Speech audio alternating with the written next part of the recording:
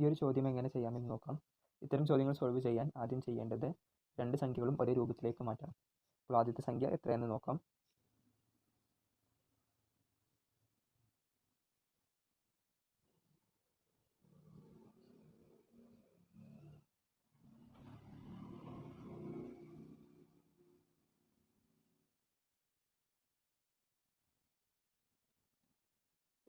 എന്ന് വരും.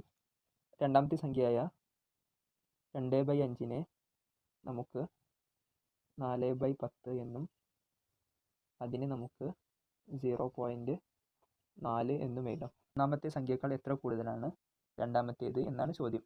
അപ്പോൾ രണ്ട് സംഖ്യകൾ തമ്മിലുള്ള വ്യത്യാസം എത്രയാണെന്ന് കാണാം. 0.4 മൈനസ് 0.00.